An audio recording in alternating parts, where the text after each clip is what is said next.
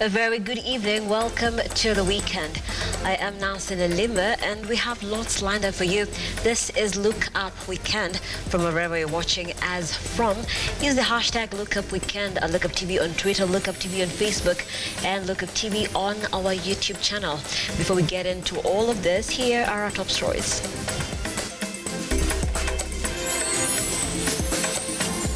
Tonight on Look Up Weekend. Hiyo ajali tumepoteza watu 12. Watu watatu wamekimbizwa hospitali Voi. 12 dead, 4 injured in a fatal road accident in Voi along Nairobi-Mombasa Road. Hakuna mtu nataka usiende Ukulu. Lakini nimwambia chama mimi nataka nimealikwa kule ili tushauriane. Unaenda kufanya nini? Mimi naenda kutafuta maendeleo. Maendeleo ya mama yako. We will not tolerate defectors, Raila Odinga maintains on expulsion of ODM MPs who danced to the tune of the government. Give it 10 days, CS Kindiki confident the measures put in place will have passport backlog cleared soon.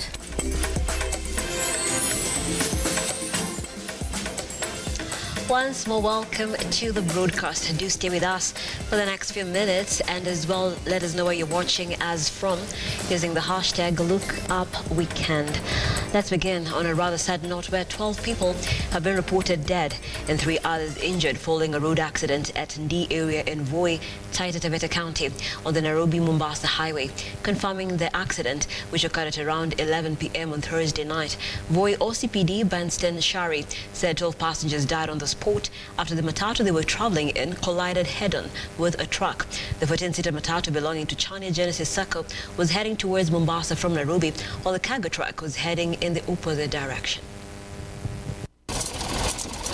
It is an accident that left residents in shock. A head-on collision that took the lives of scores and left others nursing injuries.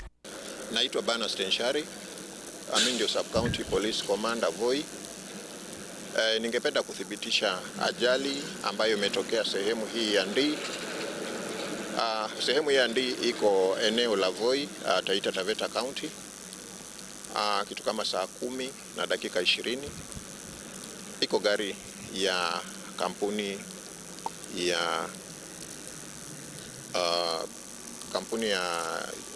ya Genesis ambayo ni shuttle.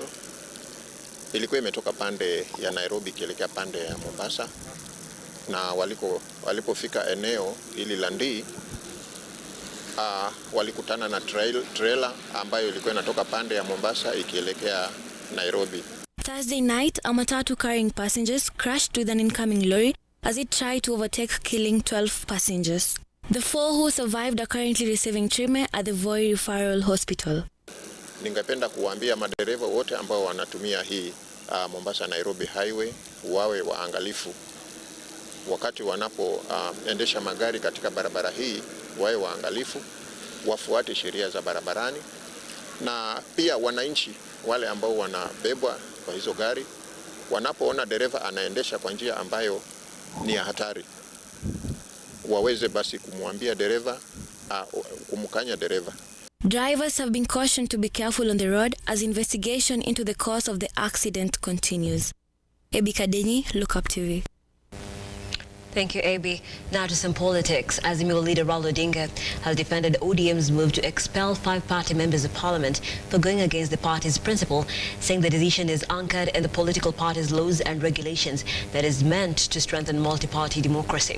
Odinga, who spoke while on a political function in Migori, says the 5 demonstrated a lack of allegiance and respect for the party's stand for supporting the controversial Finance Bill 2023 against the party's decision to down the bill.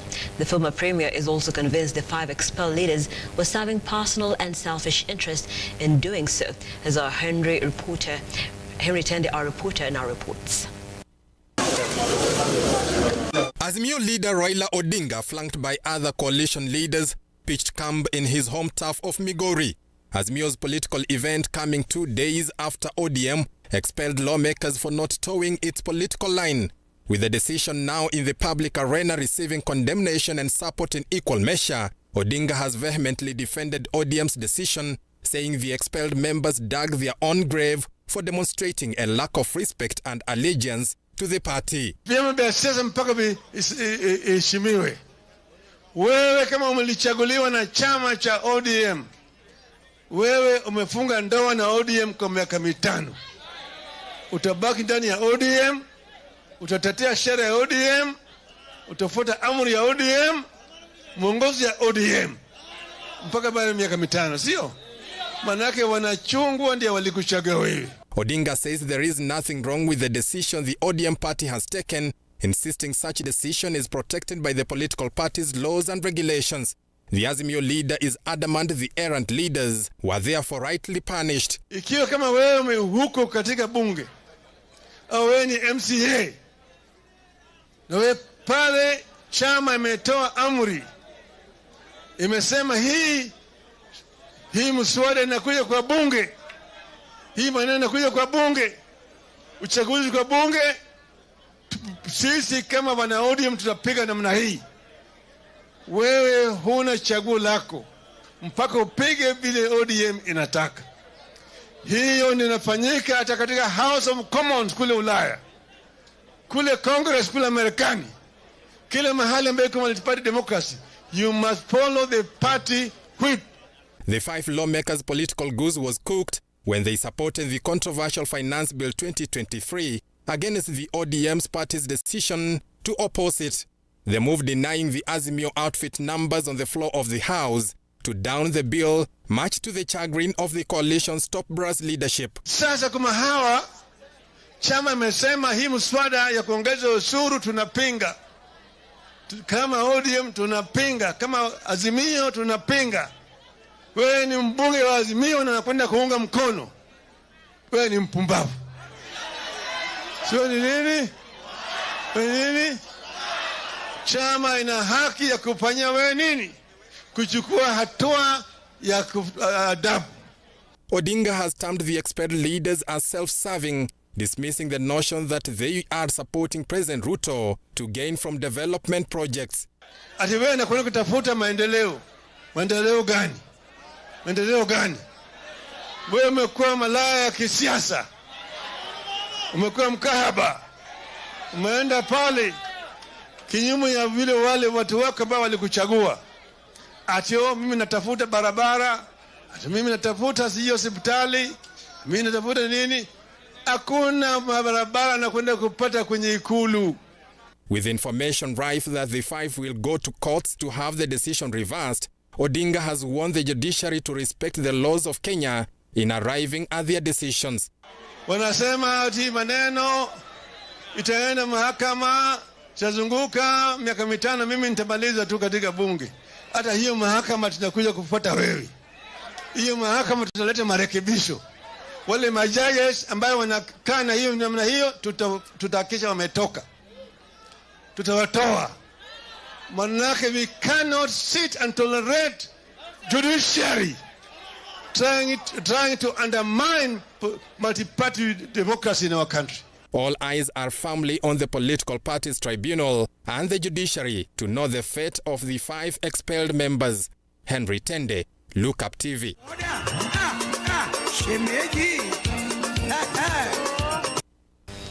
And staying on that, Deputy President Gachagua on Friday took a swipe at Raila Odinga, calling him out for kicking out the MPs from the ODM party that dined with the president. Speaking in Kericho County during a funeral service of the son to Kipkelian East Member of Parliament Joseph Cherorot, the DP has called on the Kenya Kwanza Coalition National Dialogue Committee members to withdraw from the ongoing bipartisan talks following the move by Odinga to expel the pronounced rebel members. The political party's ownership and rivalry took center stage during the funeral of the late Advocate Vincent Kipkoech, son to Kipkelion East Member of Parliament Joseph Cherorot Mutai in Londiani, Kericho County, where Deputy President Rigathi Gachagua appeared to criticize the move by opposition leader Raila Odinga on Wednesday to expunge the ODM lawmakers from the party, referring to them as traitors for publicly collaborating with President William Ruto's administration. Hao watu walituumiza, wakaumiza rais wetu. Ati sasa wanataka kuja kuketi kwa meza. Sasa mimi nauliza, yeye anasema nataka kuketi na rais. Anapita kwa rais wa Tanzania, muongeleshe rais tuketi. Anaenda kwa Obasanjo, mwambie rais tuketi. Ni sawa. Rais akiketi na wajumbe ya ODM, anafukuza hawa. Is he genuine? Na ndio mimi nimemwambia huyu kijana hapa Aaron, mimi nampenda sana wakiwa na Ichung'wa. Ni watu wangu.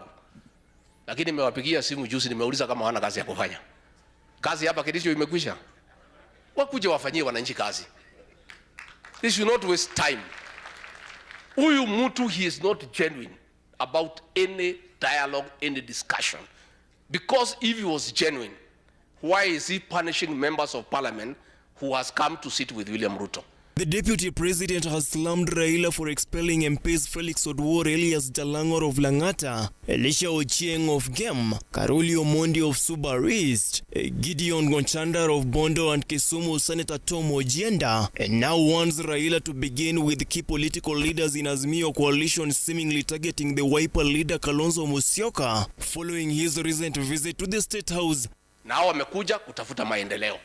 Yeye akija anatafuta mambo ya familia yake. Yeye akija hakuna makosa. Hata juzi tumekuwa kwa ikulu usiku, Kalonzo amefika. Alikuwa pale, amekuja na giza. Mbona hawezi kuja mchana?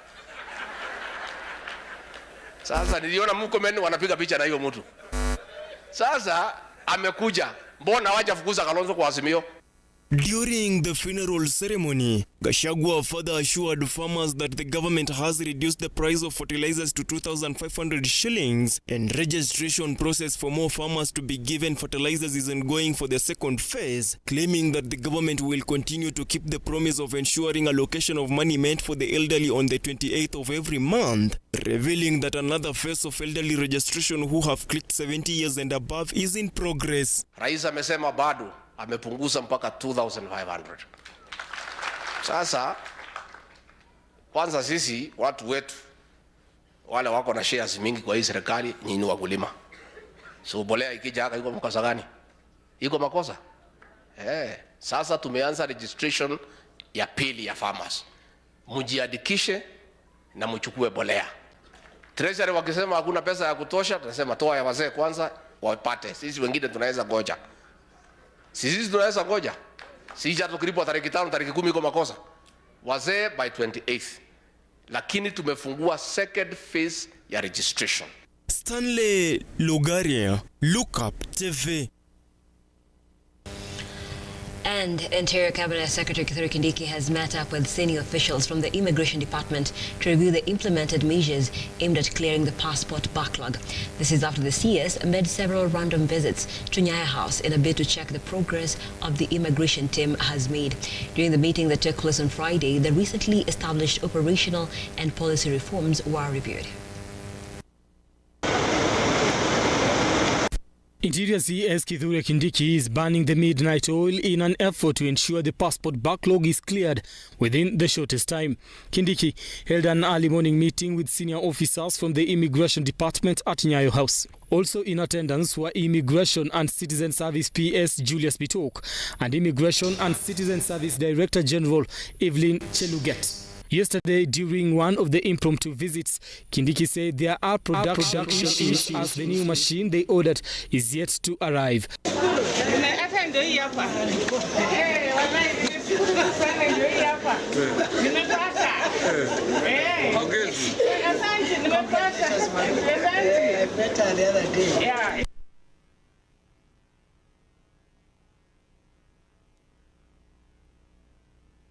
That efforts to fix the remaining production issues are underway. Kindiki held a meeting with the top DCI officers led by the Director of Criminal Investigations, Mohamed Amin, to establish mechanisms for resolving the backlog in the issuance and processing of clearance certificates, popularly known as certificates of good conduct. There are more than 10,000 pending applications of good conduct, with applicants constantly complaining of making numerous trips and queuing for hours waiting to be issued with the certificates. So I had sought DCI to perhaps just update me where we are, so that I can see whether there is anything we can do to fast track the recovery of lost ground. I am happy, based on what I got from the CRC, that now the process is on track. However, based on the report, it appears that even when we are back on track, we may need to do a few other things to be able to catch up with the demand and bring things to normal. Brian Amwai, Lookuptv, Nairobi. Brian Amwai, Lookuptv, Nairobi. And our apologies for that technical hitch. Moving on, speaking during the Sugar Conference in Kakamega on Friday, National Assembly Speaker Moses Wetangula said the government is committed to reviving the sugar industries in the western region. Instead of importing sugar, getting money to cushion their shortage of resources. So again, you must come up with clear regulations. If you are given a portion of the shortfall to import, do you have the right to pawn it to barons? And if you do, what are the consequences? Because every choice has attendant consequences. We must also define those things very clearly, so that whatever shortfall we have, if we decide in the regulations that it will be given to factories to import, the factories must actually import. But if you give it to the factory to pass on to some briefcase trader, then we are not doing anything meaningful to the industry. Equally important, Honorable Wangwe and your team, you must also define very clearly implements that are used in sugar farming, so that we can zero rate them in terms of duties payable and taxes payable. It's encouraging to know that the National Treasury has moved swiftly to request Parliament write off those debts. What we only need to also have a conversation is whether the 117 billion Kenya shillings wholly represents the 6 factories that we have public interest.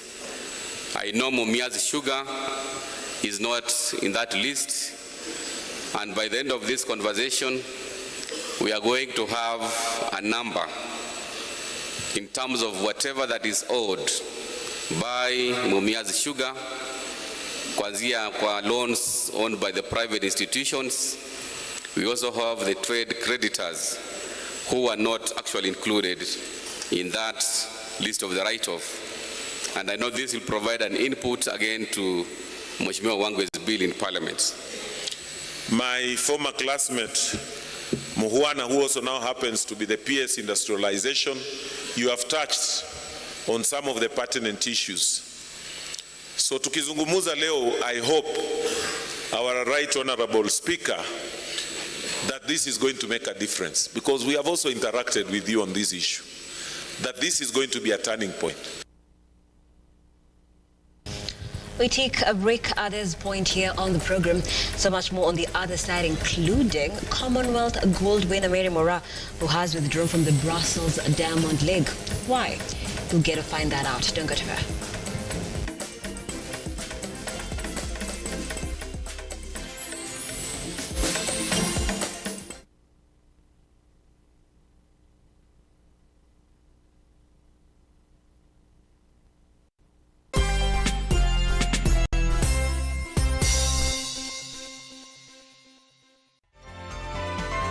Infinity Industrial Park is one of the largest private industrial parks located along Eastern Bypass, Nairobi, which provides modern infrastructure for smooth operations for industries and business enterprises. Infinity Industrial Park offers world-class amenities and facilities with wide roads, a police station, a power substation, fire station, public transport stage, hospital, and shopping mall. In addition, Infinity Industrial Park also offers CCTV cameras, 24-hour private armed security patrol, sewer, water, fiber optic cable, and 3-phase power connection, added to public utility, canteen, and dining areas. Sail on the golden opportunity to invest in Infinity Industrial Park, fully serviced warehouses at a special price of 3,569 Kenyan shillings per square foot. For more inquiries, visit our website infinityindustrialpark.com.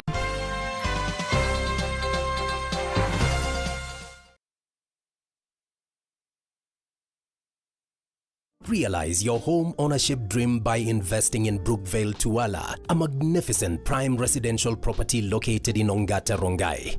Brookvale Tuala by Safaricom Investment Cooperative overlooks the majestic Ngong Hills and lies only 24 kilometers from Nairobi CBD. The project boasts of well-serviced plots with a perimeter wall, graded roads and a borehole. 50 by 100 plots are going for 1.4 million shillings with a flexible payment plan of up to 6 months. To book your plot, call 0729 121212 today. Safaricom Investment Cooperative, the investment partner of choice.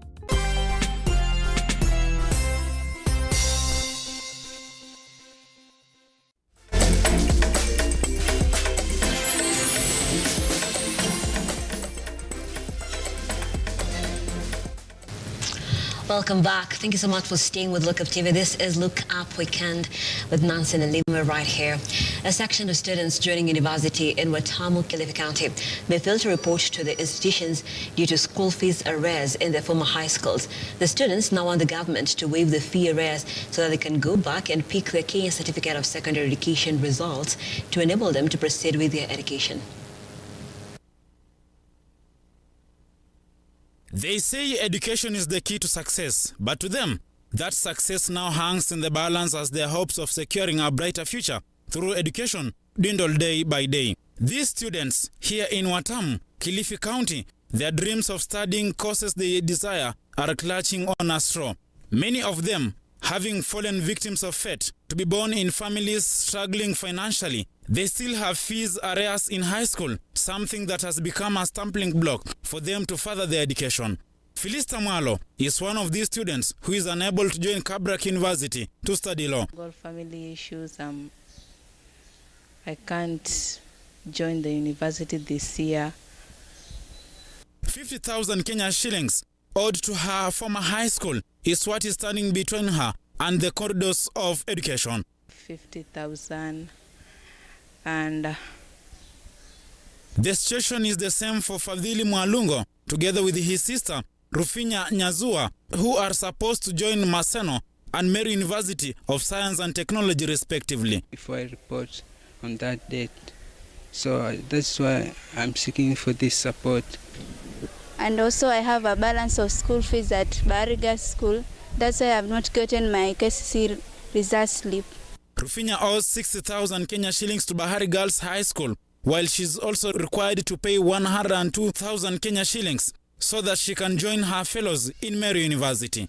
These students are now asking the government to intervene, with their parents afraid that if they don't join universities, some may get into drug trafficking and even...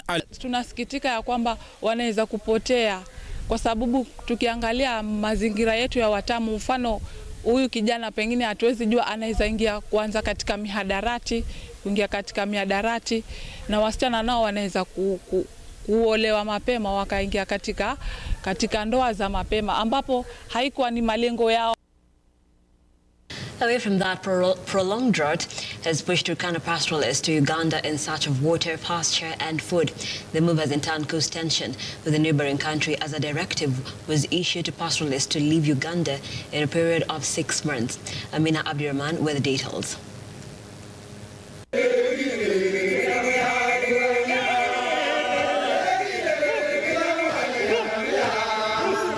Hundreds of pastoralists in Turkana County are living in abject misery after returning from Uganda following a directive by the Ugandan government issuing them with a 6-month ultimatum to leave the country. The pastoralists had moved to the border in search of water and pasture. Sisi tulifukuza Uganda, si kufukuza hii kitu ya kila siku. Wa Uganda wao wanatuambia nyinyi hapa si kwenyu, mko na ng'ombe mingi mpaka imemaliza maji yetu, imemaliza nyasi yetu. Sisi kama Waturkana hatuna shida na majirani wetu. Tunataka kuishi na wao vizuri bila shida. Jambo moja ndio mimi nataka kusema, ile sisi hatutakubali kwamba watu wa hapa GA ile message wanapeana hata kwa nchi yetu ya Kenya ama hata kwao kule Uganda, eti kwamba wao hawana bunduki, ni Waturkana peke yao ndio wako na bunduki. Huo ni uongo mtupu. Turkana Governor Jeremiah Lomukurai has said in the past 1 year, more than 20 people from the community had died and others have lost their livestock. Watu wetu wale wameuliwa kwa mpaka huu ni watu wengi. Watu zaidi ya 20 kwa mwaka mmoja tu wameuliwa. Sisi hatujauliza mambo ya compensation. Now the governor has promised the local community that the county government, in collaboration with the national government, will build them dams in Lookuptv, Lokiriama and Urum, which will provide them with enough water and ensure that there is peace and stability in the region. Anisaida sisi watapan ile kubwa kama ile akobebe. Ndio hata ng'ombe kosa maji, kosa nyesi. Sisi tunakunywa maji. Kenya tunaomba kwa nchi yetu, kwa kaunti yetu ni kwamba ni vizuri tuweke dams. Tuweke water dams, water pans. Hapa sehemu ya Lookuptv, sehemu ya Nakitomo, sehemu ya Loima, hapo kule Urum mpaka kule Turkana South na hata Turkana East. Amin Abdurrahman, Lookuptv. 50 workers of Boycott Company locked the company management in their company site, protesting over pay delays. The angry workers who had been camping at the company site are demanding salary arrears of over 6 months. Led by Kelvin Nyamo, the workers say the management has been giving false promises since January this year.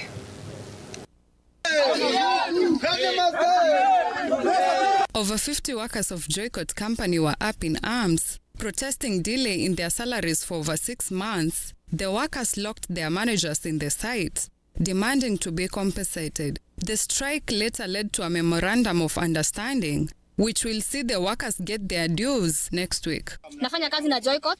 Pesa sisi yenye imefanya tufunge hii gate ni kuwa tulikuwa tunataka haki yetu. Juu kila binadamu ako na haki, kama umefanyia kazi huwezi kuwa unauza damu yako bure.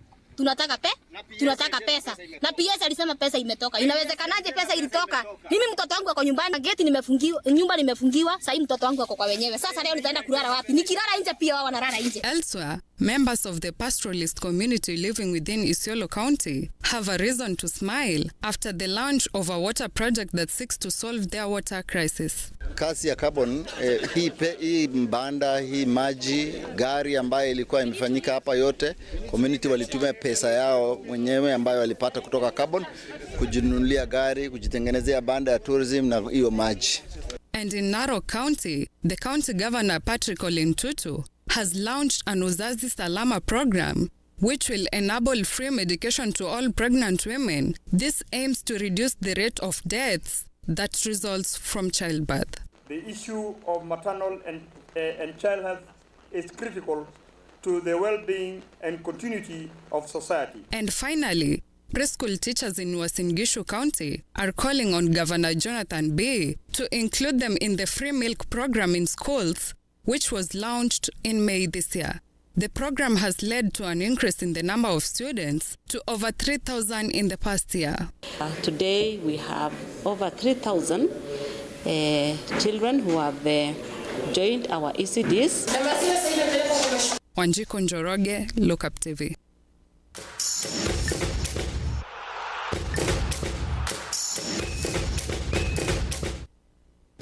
Time now for some sporting action. Commonwealth gold winner Mary Moraa has withdrawn from the Brussels Diamond League. The 800 meters champion has withdrawn from the race due to personal reasons. Moraa was to participate in the 400 meters.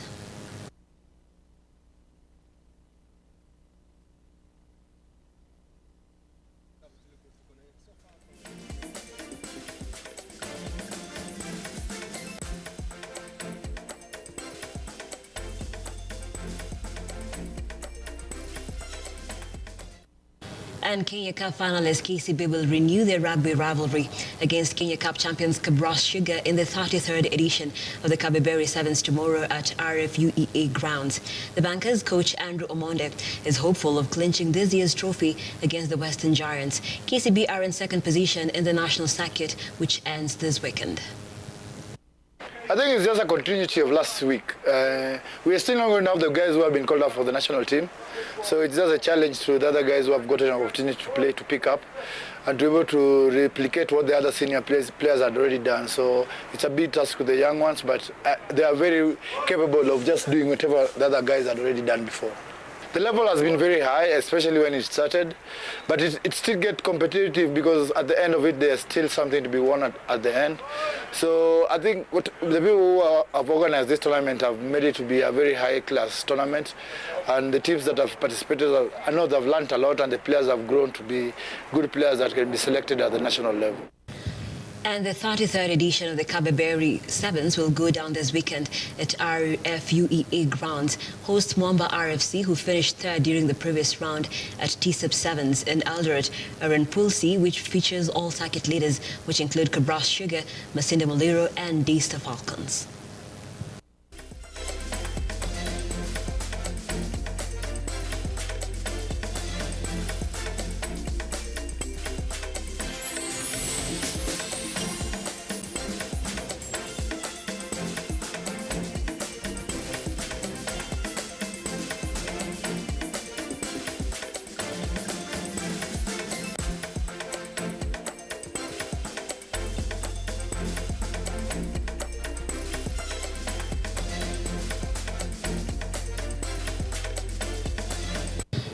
And the African Cup of Nations qualifier games continues tonight. Let's take a look at how the fixtures look like.